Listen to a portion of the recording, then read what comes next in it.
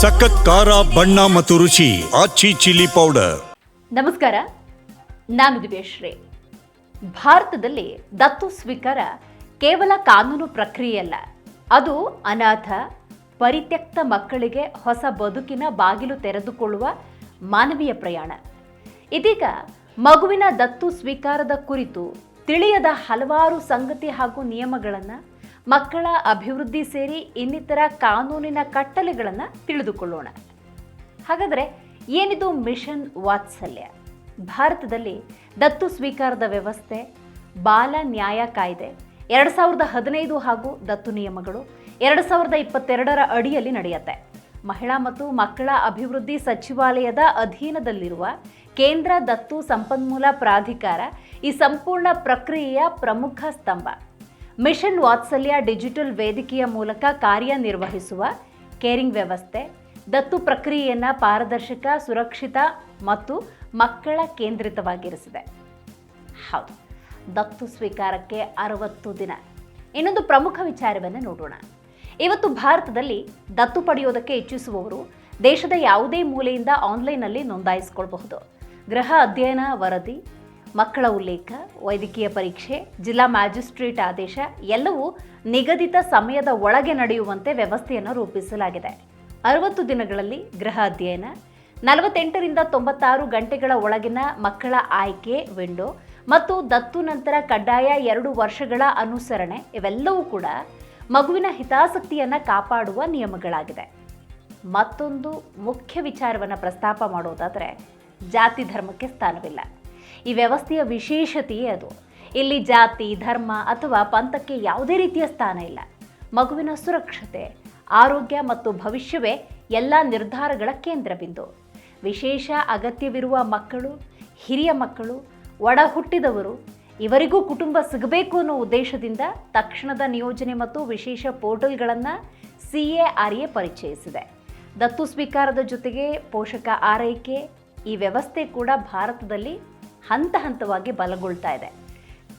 ಶಾಶ್ವತ ದತ್ತು ಸಾಧ್ಯವಾಗುವವರೆಗೂ ಮಕ್ಕಳಿಗೆ ಕುಟುಂಬದಂತಹ ವಾತಾವರಣ ಒದಗಿಸುವ ಈ ವ್ಯವಸ್ಥೆ ಮಕ್ಕಳ ಮಾನಸಿಕ ಸ್ಥಿರತೆಗೆ ಮಹತ್ವದ ಹೆಜ್ಜೆಯಾಗಿದೆ. ಮತ್ತೊಂದು ವಿಚಾರವನ್ನು ನಾವಿಲ್ಲಿ ಪ್ರಸ್ತಾಪ ಮಾಡಲೇಬೇಕಾಗಿದೆ.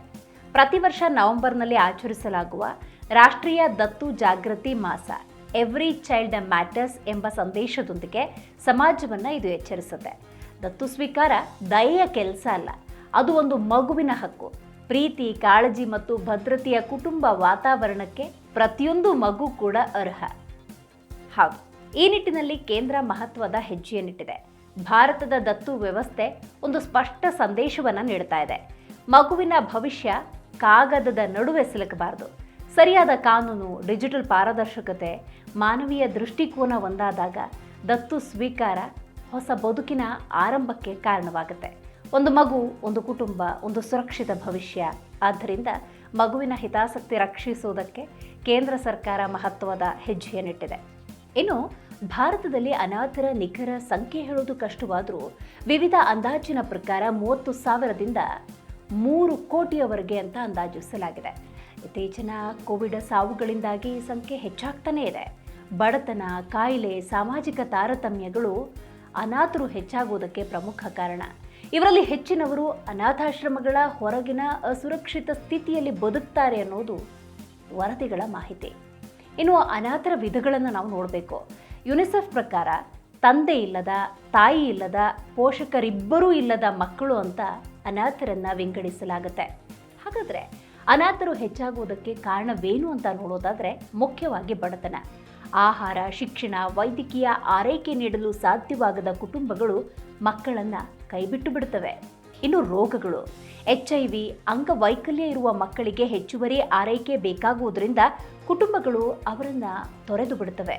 ಇನ್ನು ಸಾಮಾಜಿಕ ಕಾರಣಗಳು, ಹೆಣ್ಣು ಮಕ್ಕಳ ವಿರುದ್ಧ ತಾರತಮ್ಯ, ವರದಕ್ಷಿಣೆಯ ಸಮಸ್ಯೆಗಳು ಕೂಡ ಕಾರಣವಾಗುತ್ತೆ. ಇನ್ನು 2019ರಿಂದ 2021ರವರೆಗೆ ಬಾಧಿಸಿದಂಥ ಕೋವಿಡ್ ಕೂಡ ಪ್ರಮುಖ ಕಾರಣ. ಕೋವಿಡ್ ಸಾವುಗಳಿಂದಾಗಿ ಅನಾಥರ ಸಂಖ್ಯೆ ಗಣನೀಯವಾಗಿ ಹೆಚ್ಚಾಗಿದೆ. ಇನ್ನು ಅನಾಥಾಶ್ರಮಗಳ ಸ್ಥಿತಿ ಹೇಗಿದೆ ಅಂತ ನೋಡೋದಾದರೆ 2016-17ರ ಸಮೀಕ್ಷೆಯ ಪ್ರಕಾರ 9,589 ಅನಾಥಾಶ್ರಮಗಳಿದ್ವು ಅಂತ ಹೇಳಲಾಗುತ್ತೆ. ಅವುಗಳಲ್ಲಿ 91% ಸರ್ಕಾರೇತರ ಸಂಸ್ಥೆಗಳು. ಮತ್ತೊಂದು ಗಮನಾರ್ಹ ಅಂಶ, 30 ಮಿಲಿಯನ್ ಅನಾಥರಲ್ಲಿ ಕೇವಲ 3,70,000 ಮಕ್ಕಳು ಮಾತ್ರ ಸಂಸ್ಥೆಗಳಲ್ಲಿದ್ದಾರೆ. ಲಕ್ಷಾಂತರ ಮಕ್ಕಳು ಅನಾಥಾಶ್ರಮಗಳ ಹೊರಗೆ ಅಸುರಕ್ಷಿತ ಸ್ಥಿತಿಯಲ್ಲಿ ಜೀವನವನ್ನು ನಡೆಸ್ತಾ ಇದ್ದಾರೆ. ನೋಡಿದ್ರಲ್ಲ, ಭಾರತದಲ್ಲಿ ಅನಾಥರ ಸಂಖ್ಯೆ ಎಷ್ಟಿದೆ, ಗಣನೀಯವಾಗಿ ಇದು ಹೇಗೆಲ್ಲ ಏರಿಕೆಯನ್ನು ಕಂಡಿದೆ. ಇನ್ನು ಅನಾಥಾಶ್ರಮಗಳ ಸ್ಥಿತಿ ಏನಿದೆ ಅನ್ನುವಂಥ ಮಾಹಿತಿಯನ್ನು ಇವತ್ತು ತಿಳ್ಕೊಂಡ್ರಿ ಅಂತ ಭಾವಿಸ್ತಾ ನೋಡ್ತಾ ಇರಿ ಜೀ ಕನ್ನಡ ನ್ಯೂಸ್, ಸತ್ಯವೇ ಸುದ್ದಿಯ ಜೀವಾಳ.